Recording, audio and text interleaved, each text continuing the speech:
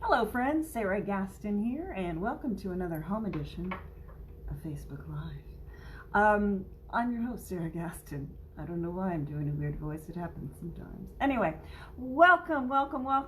If you are in the Houston, Louisiana area, I hope you are battening down the hatches as we wait for Hurricane Laura to grace us with her presence. Anyway, thank you so much for joining me today. As always, I am here to answer your questions live, but in the meantime, I'm going to share with you a couple of things that I would like to talk about. Hello, Christina. Uh-oh, Joe says there's no sound. What? I don't know why there's no sound. Okay, let's see. That's really strange. It was Joe's mistake. There is sound. Okay. Anyway, thank you so much for joining me today. So please put your questions in the comments box, and I will get to them after I do my little spiel. Teresa, Aaron. Yes. Hello, Teresa. Hi. Nice to see you. Be safe. Be safe. Anyway, so the thing I want to talk to you about today, just kind of right off the bat. And here is my disclaimer. Joe coined this phrase for this situation, and I'm going to co-opt it. Your mileage may vary. So this is everything I'm about to say is my opinion based on my experience, right? Your experience might be different, but I've been doing this for a very, very long time. So I'm going to tell you things from my point of view based on what I've experienced in the industry, both from a business standpoint and as an artist. There, caveat over. Anyway, so today I want to talk to you about when you go on an audition, packing your own shoot. Now, Brandon Smith, who is a well-known actor, a local actor, you probably have heard of him, and who was both an acting coach of mine at one point and also my director at one point. In the first show that I was in that he directed, he commented to an actor who was complaining that there wasn't a glass of water on set. He goes, you know what, pack your own shoot. And I thought that was great advice, because you kind of never know what you're going to encounter in an audition or on set. And I said audition earlier, but actually I mean on set. So your conditions on set are going to vary wildly depending on the budget and management of the project. So one of the things that I always do is I always bring plenty of bottled water to keep in my car, and I always bring plenty of non-perishable snacks. I have dried fruit, I have nuts, and power bars and granola bars and that sort of thing, so that if I get hungry or if I get thirsty and the tables, the snacks at craft services aren't to my liking, or they run out of something, I don't have to worry. I've got everything that I need. I always bring my own makeup just in case. So, sometimes they'll say, come, hair and makeup ready. Sometimes they'll say, no, there's going to be a makeup artist on set. I think I have only had one time an experience where I put just a little bit of a starter face on, so to speak, and had a makeup artist say, wash that off. I'm going to start from scratch. Even on national commercials and stuff. So, and just bring your own makeup just in case there's not a makeup artist. I knew a woman one time who assumed there's going to be a makeup artist, and she showed up bare. And then, that's a little awkward. The other thing, ladies, this probably, is more for you than the gentlemen, but I always bring straws, okay? So if they have that your lipstick, for example, and you want to take a sip of your water, or you want to take a sip of coffee or something, well, I guess you don't drink coffee through a straw, you know what I'm saying, you want to drink a sip of your water, it won't mess up your lipstick right the way drinking out of a water bottle will. I always bring something to do, right, for the downtime. If I have depending on how big my role is, I'm going to be over there studying lines. But if it's a commercial where I might have one or two lines, or it's mostly just me having reactions and stuff, I want something to do. And you can do only so much chit-chat and socializing on set. And a lot of times you have to be quiet because the AD is yelling at you. So, I'll bring, my tablet and, I'll read a book or something. Something to keep me occupied. I'm trying to think, bring sunscreen. They may not have sunscreen, or they might have sunscreen that you're allergic to, who knows. Again, it just depends on the set. So if there's any chance you're going to be outdoors, bring your own sunscreen. And I usually bring like a little jacket or a sweater in case I get cold, depending on where you're having to wait. And it's helpful to have something like that just to kind of cover your wardrobe. They call it protecting wardrobe, so that, if you do have a snack or some coffee, or, you guys stop for lunch, sometimes they'll ask you to take off your wardrobe. Other times they just say, don't get anything on it. And, or sometimes like an oversized shirt.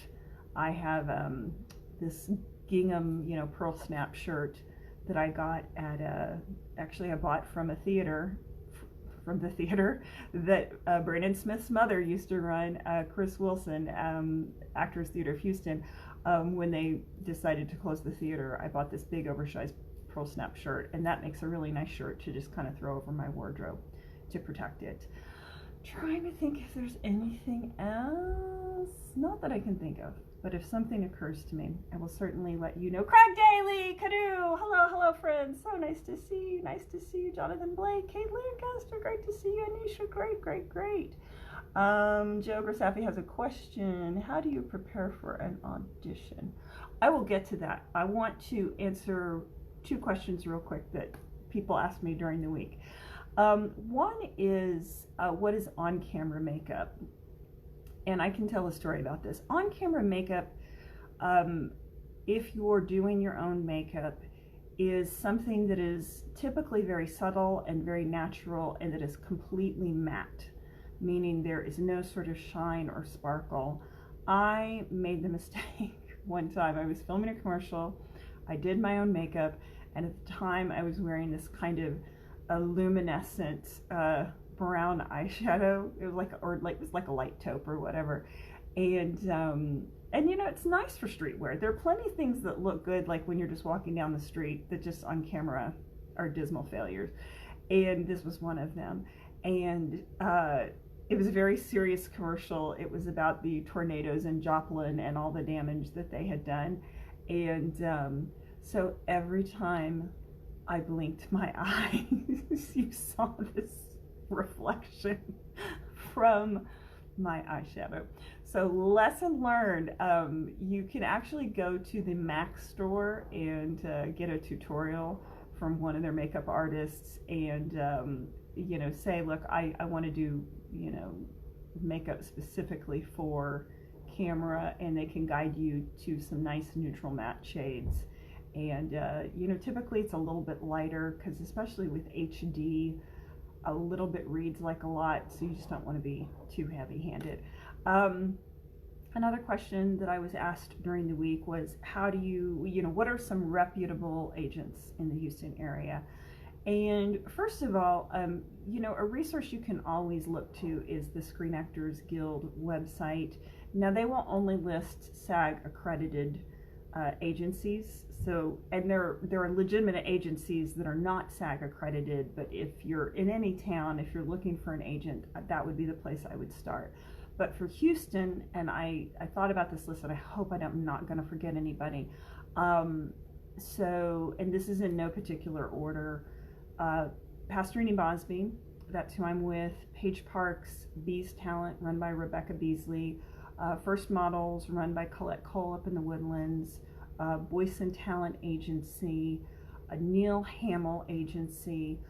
There is one, I believe they're located in Corpus Christi, but I think they're starting to represent a lot of Houston talent, named Blanco Talent Agency, and I've heard good things about them too, and one of my students just signed with them, and actually they were recommended to me by Christine Canterbury, who does a lot of headshots.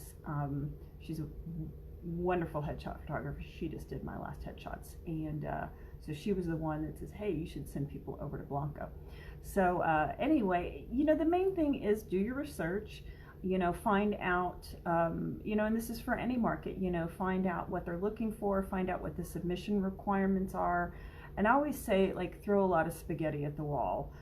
Sometimes people get their heart set on one particular agency, and then, you know, they send in their stuff and then they don't hear back, and then they're just completely discouraged. And there could be a million reasons why that agency can't take you right now.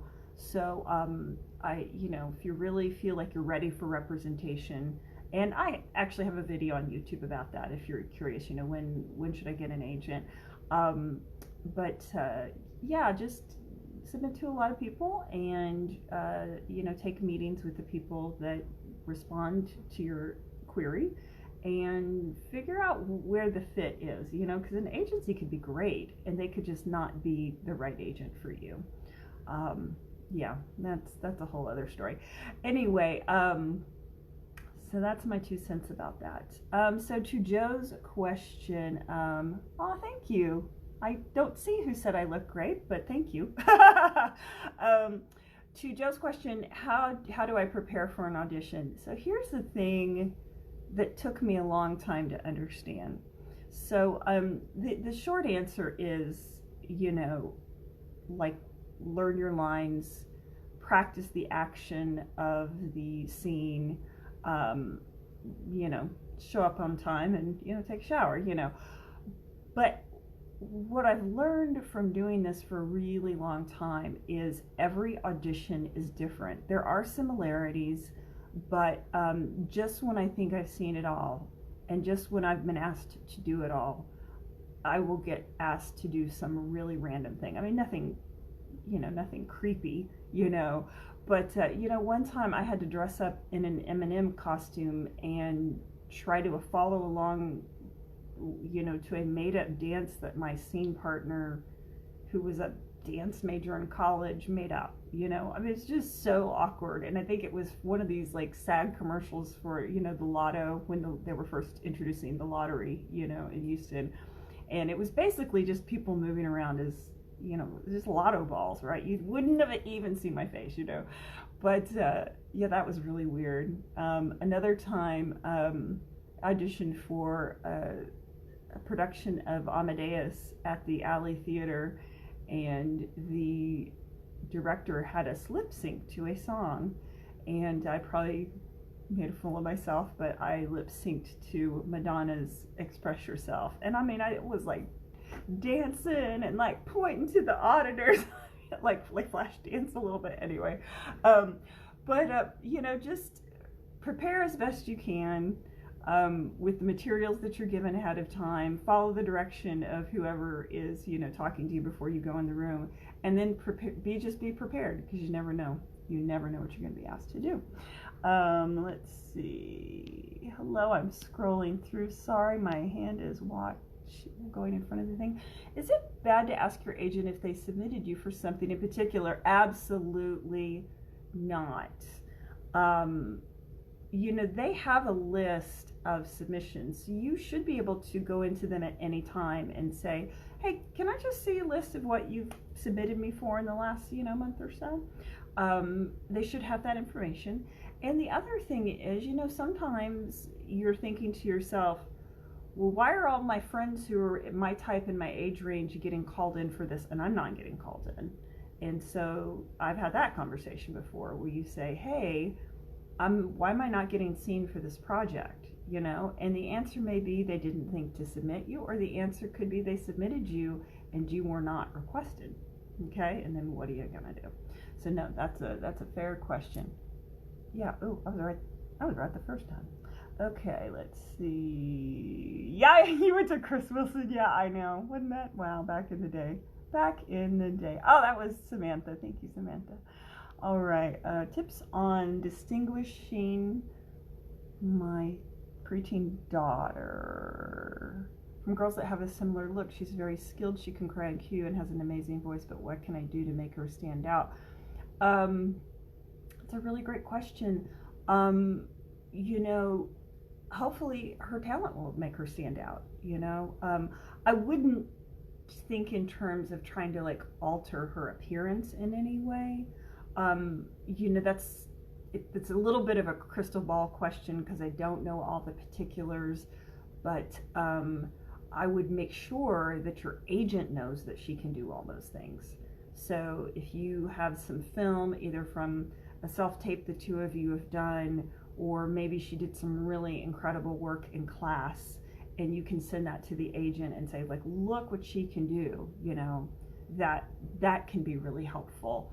You know, the agent doesn't know what they don't know about what you or your child is capable of. There's a young lady who I've worked with quite a bit who, you know, every month or so, her mom would, you know, send the recording of our private lessons to the agent just to show her progress and to show like how much she was growing and look what she did here. And that's a great way to just check in with your agent and show them what you're up to, and then they can see firsthand, you know, what you, or in this case your child, are capable of. Let's see. Hello Rolf, hello Beth, Vicky, hello. I'm not seeing any more questions, you guys. Any more questions? You know, Joe Grasaffi teases me about this because he's like, you should talk longer, but he knows I don't like to hear myself talk. So I don't like to talk just to talk. I'd like to be here to answer your questions. So are there any questions, or are you just here to get the goodies? Which is totally okay, by the way. That's what I'm here for. By the way, if you for some reason are watching this later on and you've missed this, or you think of a question 5 minutes after I get off, you know, the Facebook Live, you can always message me, email me, text me, you know, message me through Facebook, leave it in the comments below, you know, right after this, and, you know, let me know, and I will answer it next week. Let's see, tips on developing kid preteen skills. Coaching, get them in class, get them in class, get them in class. If there is some sort of, you know, I know we're in the age of COVID, so we have to be careful about this, but if there is some sort of, you know, drama club or drama class they can get in at school. I actually, since COVID, have started teaching a Zoom film course for ages 10 through 14, just to kind of give kids a way to socialize and have, you know, give the parents a break. And that's actually gone really well. The kids really enjoy it, and, you know, they have a lot of fun and they're learning at the same time. I mean, I give them, I'm much gentler than I am on my adult actors, but, you know, I guide them and I give them feedback, and I talk them through, like, you know, really practical things that they can do to get better and to prepare. So that is an option. But yeah, I would definitely just get them in a class, because acting it's just a muscle. It's like working out, and, you know, you can't, you know, work out once a week and eat right once a week and then, you know, expect great results. Or, you know, I worked out once really hard, so now I'm good to go. You know, it's an ongoing thing. And I know for me, even as long as I've been doing this, when I go for a period of not being active in it in some way, I get rusty. It just happens, you know, use it or lose it. I minored in French in college, and my French is quite rusty, I can guarantee you. Let's see. Looks for headshots for a preteen. Well, you know, a good headshot photographer will guide you through that. You know, with a younger person, really, you need a couple of headshots. You need like a wholesome commercial look where they're smiling, and a little bit more serious look for film. And again, you know, you can have that conversation with your agent, but those are the two looks you're going for. Something more serious. You know, this kid could be on Ozark, or this kid could be on NCIS, and then, hey, this kid could be on Academy or The Gap, you know, real smiley, laughing, having fun. Let's see. Great questions. Besides Christine, any other photographers you recommend for Houston? Kerry Beyer, if he is still doing headshots, is great. I've had several headshots sessions with Kerry. Jordan Fischels is lovely. I've worked with her. I really like her. Debbie Porter is considered good. I've not done headshots with her. She did some, faux modeling pictures for me years ago for a show that I was in. But she's incredibly well regarded. Chelsea Aldrich, if she is still doing photographs, is quite good. A great resource though is to go to casting networks or to Actors Access and do a search for photographers and go to their website. I mean, the proof is in the pudding, right? Once you see the pictures and the type of pictures that they're doing, you will have an idea if that's kind of the right photographer for you or if they know what they're doing. I love that you're asking though, because you got to go to a professional headshot photographer. There's no two ways about it. The other thing that you can do is also kind of check out photographers in the Los Angeles area, because as Los Angeles goes, the rest of the country goes. So a lot of times a trend will start early in California and we'll get it, 5 years later. So if you kind of want to stay on top of what's kind of happening in the LA market, I would recommend doing that. A little bit of due diligence. Let's see. Great question, Julie. Hi. Where can I find scripts to practice with? There's this delightful little thing called the internet. Yeah, there's no magic formula. You just Google, and some are free, some you have to pay for. Some are, they're literally like transcriptions. They're not formatted, so you just kind of have to search around. Yeah, that's what you do. Great question. In fact, I found a website the other day. It's great. I want to do a little more research. And I might share it with the people on my email list if I think it's a really good site. So it's a good reason to join my email list, which you can do on my website, www.sarahgaston.com. But it's like 50 film scripts that you must read. And so anyway, 50 would be plenty to get you started. Great question. My finger. It's in reverse. It's a little hard. Annette, hello. Jennifer Atkins, high school buddy. Who can I reach out to help with reels? Great.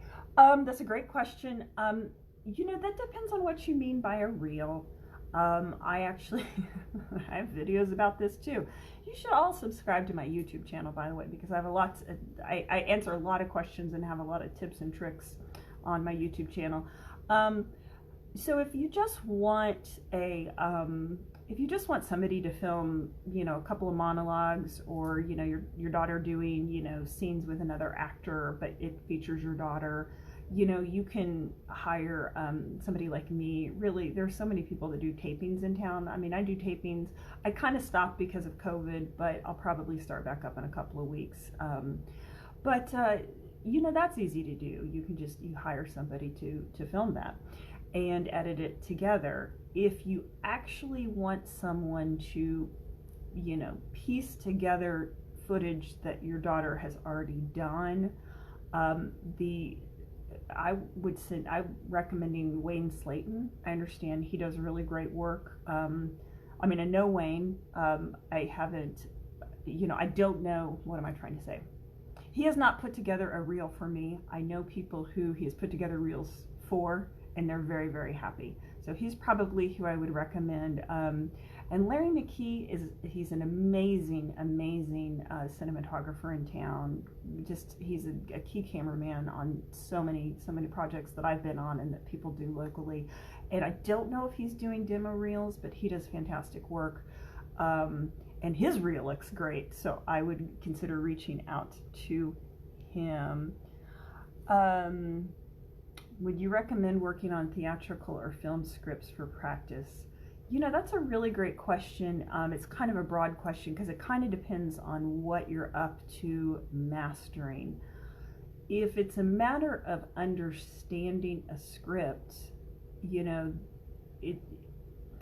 more scripts you read, the better you are at reading scripts. So you learn how to break down a film script the more you read film scripts. You learn how to break down a theatrical script the more you read plays, you know? So it kind of depends on what you want to do. I would probably, I think I would recommend both, only because, you know, even if you think you're going to be primarily a film actor, there's so many great stories that get told in plays, and so many plays get turned into films, and some of the most extraordinary writing, you know, comes from the theater, and a lot of playwrights go back and forth. Like Aaron Sorkin or David Mamet, they go back and forth between film and television and the theater. And so, yeah, there's just some great writing in both, you know, worlds. So, yeah, I would probably do both.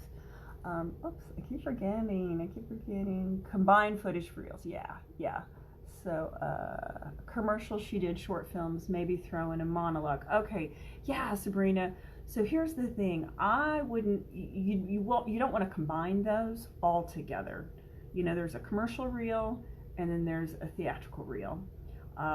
And so, you know, first of all, it's great to have the clips isolated and up on Actors Access and up on Casting Networks and up on her website if she has one. But you don't want to put, you know, a short film along with a commercial, because they're different genres, and one person isn't gonna, a commercial, you know, casting director is gonna want to look at the commercials, reels, and they're not gonna want to look at the other stuff, and a film casting director is going to want to look at the film stuff, not the commercial stuff. And I wouldn't just throw in a monologue there, because the point of a true demo reel is to show work that they've actually done that has been filmed. So, yep. All right. Let's see. Okay, great. You guys are asking such good questions. Makes my job easier. All right, my friends. Any other questions?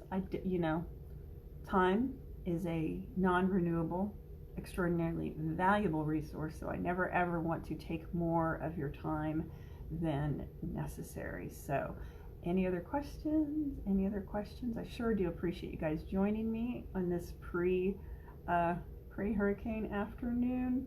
Thank you, Carlos. Okay, guys, I got a shout out to Carlos, right? Shout out to Carlos, shout out for Carlos. I don't know. I got a shout out, and also Carlos is there. Carlos is in my ongoing Tuesday night class. He participated in class, i.e. did scene work from his car driving back from Colorado last night. Now he had memorized his lines. He was off book, and he had an earbuds, you know, so he wasn't like, you know, hello, you know, doing that. But he literally did the scene on Zoom while driving his truck back from Colorado. So he gets a gold star. He gets the Trooper Award for showing up under all circumstances. You know, sometimes people go, I'm tired, I can't make class tonight. But that, my friends, is dedication. So I just wanted to shout out for you, Carlos, to you, about you. I don't know, one of those. This is what happens when you try to use the lingo of the young people. Anyway, I'm a little tired. I didn't get a lot of sleep either, and we have a hurricane coming. Yes, Vicky's like, woohoo, Carlos. Yeah, she can back it up because she was in the scene with them. And by the way, he did a great job, and he was able to take his notes, and he was able, not write them down, but he was able to take the notes that I gave him and apply them to the redirect, so that the first scene was even funnier than the second scene, because we were doing comedy. Anyway, super great questions, guys. Anything else? Going once? Going twice? Oh, you know what? I will tell you a little story, and then you can, if nobody else adds more questions, that's fine. I just talk about, like, you know, you think you've seen it all. I just did an audition tape for a commercial where I had to, this is why I was up late. You had to go through photos of, like, all your travels from, like, your lifetime, because they want to see real photos of your travels, which took hours, you guys. Like, I swear these auditions are getting like the prep is like more and more intense, and it's like talk about your photos and you know show us your nostalgia and then also they want you to you know attach photos, you know, because they want to use your real photos if you get cast in this commercial. And it was kind of fantastic because it made me realize like I've lived a really good life, but then I also got real emotional too. But anyway, so that was really interesting. I've never had to do that before, like, you know, find photos of myself. Not too long ago, I got an audition to be a horse trainer. And, you know, I wasn't going to have to train horses in the commercial. And there's nothing in my resume that says I'm a horse trainer. I have horse riding skills. I love horses. I love to ride horses. I still want a pony. But I had to talk about all my horse riding achievements in this audition. Awkward, because you know he was like, well, barrel racing competitions that you've won, and I'm like, no barrel race. Anyway, so I talked about the stuff that I had done, you know, equestrian wise, and then they wanted proof, right? So you had to, and I don't know what they were going to have this person actually do in the commercial, but they wanted social media pictures of you on horseback. So, you know, again, it's one of those things like I had to go back after the fact and upload and send all these pictures of, you know, here's me on a horse here, and here's me on a different horse here, and here's me on a different horse here. Anyway, so that was also a task. Anyway, thank you, Michael. You're very sweet. Hello, Carl. Hi, nice to see you. All right. Okay, guys, I think this might about wrap it up if you do not have any more questions. As always, like I said earlier, if you think of a question as soon as this is over, or if you're watching the playback later, you can always put a message in the comments and I will answer your question next time. Or you can message me, or you can email me or text me, send a carrier pigeon, do smoke signals, whatever you wish. Pony Express, then a horse would arrive and I'd be happy because it was a horse. But anyway, feel free to reach out to me anytime with your questions and I will answer them on the next Facebook Live. Feel free to subscribe to my YouTube channel because as soon as a new video with some sort of tip drops, you'll find out about it right away. And the best thing I can suggest, I mean, if I'm being really honest, is to sign up for my email list. You can find that at my website, www.sarahgaston.com, no H. And like I said, there are resources that I send out on my email list that I don't put out anywhere else. So it can be a valuable resource for you. So yes. Look at the love going on between my students. Anyway, guys, thank you so much. Be safe, batten down the hatches, and I love you. I'll see you next week. Bye.